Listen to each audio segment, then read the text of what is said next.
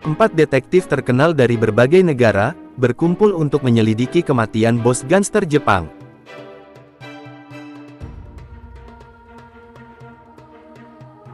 Karena teori-teori mereka di part 1 mengalami kebuntuan, maka mereka memilih untuk melanjutkan penyelidikan di rumah sakit.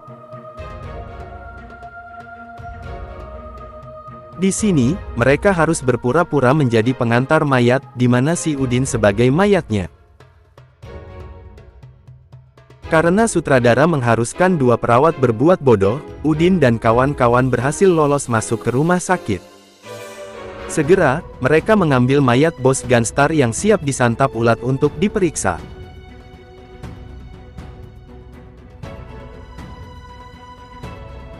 Namun, sutradara berkata lain, keadaan menjadi kacau oleh kedatangan polisi resmi Jepang. Dalam keadaan panik, si Udin yang bermuka tolol harus berpura-pura menjadi mayat lagi.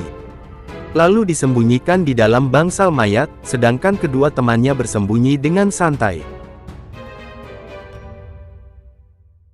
Untung saja Alwi, si polisi resmi diberi kode oleh sutradara untuk memeriksa sedikit, mengamati sedikit, lalu pergi.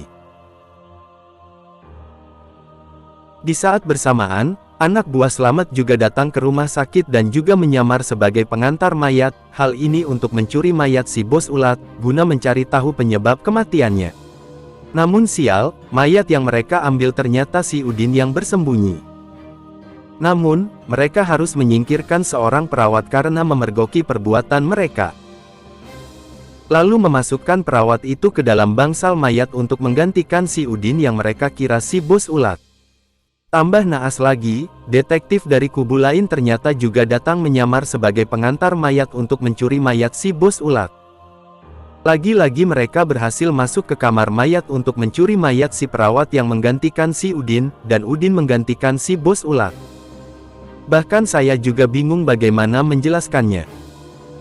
Dengan lugunya mereka membawa bungkusan mayat yang mereka kira adalah mayat si bos ulat, menuju ke lift. Di sana, mereka bertemu lagi dengan anak buah Slamet yang menyamar dan juga membawa mayat yang salah. Dan dengan wajah-wajah tololnya, mereka saling memandangi dan menyapa. Di saat itu juga, polisi resmi Jepang tadi ikut masuk dan meramaikan ruangan lift.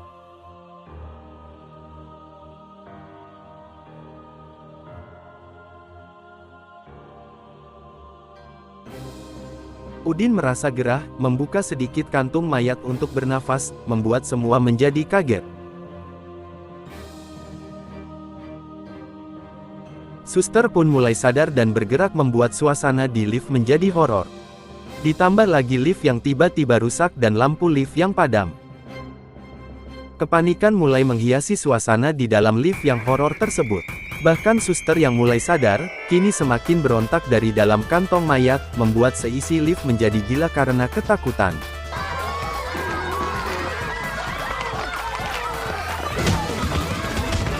Untuk menghentikan mayat bergerak, terpaksa jurus tendangan tanpa alasan melayang di tubuh si suster.